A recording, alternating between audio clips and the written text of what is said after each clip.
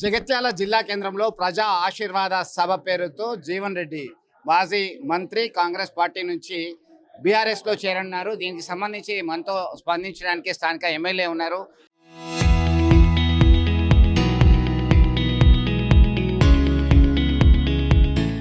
MLA గారు ఎట్లా చూస్తారు? జీవన్ రెడ్డి లాంటి సీనియర్ నేత కాంగ్రెస్ లో దాదాపు 4 దశాబ్దాలు ఉన్నా అని చెప్పేటువంటి వ్యక్తి బీఆర్ఎస్ తీర్థం పుచ్చుకుంటున్నటువంటి పరిస్థితి మీరు ఎట్లా చూస్తారు? చాలా బీఆర్ఎస్ శ్రేణులు ఉద్యమకారులు అయితే హర్షించారండి. ఇక నా వరకు వస్తే వారు నా రాజకీయ ప్రత్యర్థి, కలిసి పనిచేస్తే సిద్ధమని చెప్పి మీ మీడియా ద్వారా చెప్పారు. వారు బీఆర్ఎస్ తీర్థం పుచ్చుకుంటే దానికి ఆపేది లేదు కదా. కానీ డెఫినెట్గా బీఆర్ఎస్ పార్టీ నష్టపోతుంది.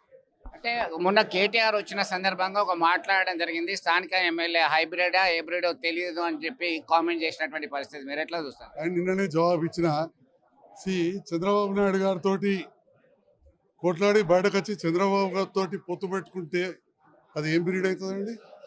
రాజశేఖర రెడ్డి గారితో కొట్లాడి విమర్శించి నీళ్ళ దొంగ అని వారి క్యాబినెట్లో వారితోటే పనిచేసిన మరి ఈ నాయకులను ఏమనాలి? వాళ్ళదేం పీరియడ్ అవుతుంది? కేసీఆర్ గారిది, కేటీఆర్ గారిది, మరి వాళ్ళదేం పీరియడ్ అవుతుంది? ఆ జవాబు చెప్పమనండి. అప్పుడు నాది ఏ పీరియడ్ అవుతుందో అర్థమవుతుంది. సేమ్ కదా.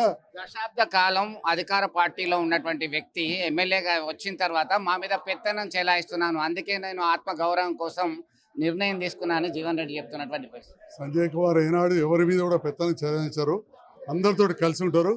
వారే ఆ దొరతోటి పనిచేయాలని అని చెప్పిపోయారు. కానీ దొరలనేటోళ్ళలో వారే అత్యంత అవినీతి పరుడు కేసీఆర్ అన్నారు.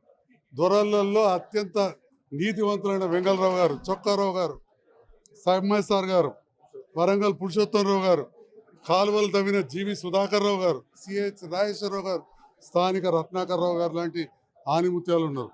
నేను దొర కాబట్టి నేను ఆయనతో పనిచేయాలి. మరి కేసీఆర్ గారి గురించి వారే కదా అవినీతి దొర అన్నది. మరి అక్కడెట్లా పనిచేస్తారట అని నేను అడుగుతున్నాను. జీవన్ రెడ్డి లాంటి నేత బీఆర్ఎస్ కు రావడాన్ని వ్యతిరేకిస్తున్నారు కొంతమంది ఉద్యమకారులు అని చెప్పేసి మీరు చెప్తున్నటువంటి పరిస్థితి. మీకు ఉన్న సమాచారం ఏంది?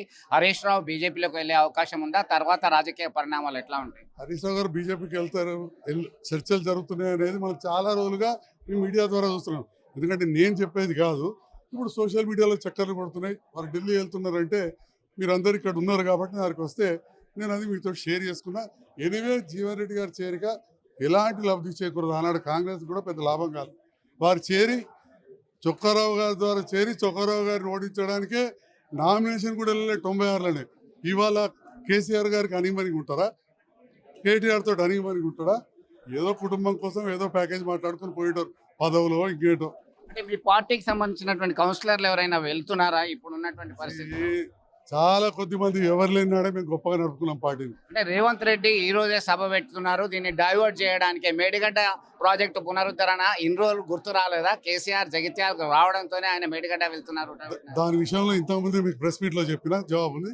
రెండోది రాష్ట్ర స్థాయి విషయాలు రాష్ట్ర స్థాయి నాయకులు మాట్లాడారు. ఫైనల్ గా మీరు బీఆర్ఎస్ ఎమ్మెల్యేగా ఉన్నా అని చెప్పి పదే చెప్పారు. ప్రాక్టికల్ గా లీగల్ గా మీరు కాంగ్రెస్ సభ్యత్వం ఎప్పుడు తీసుకోబోతున్నారు? ఎందుకంటే మీకున్న అడ్డంకి ఇన్ని రోజులు భావించారు, ఇప్పుడు లైన్ క్లియర్ అయింది అనుకోవచ్చా? ఎప్పుడు మీరు మెంబర్షిప్ మా జిల్లా అధ్యక్షుడు ఎప్పుడు ఇస్తే అప్పుడు తీసుకుంటాం మా పట్టణం.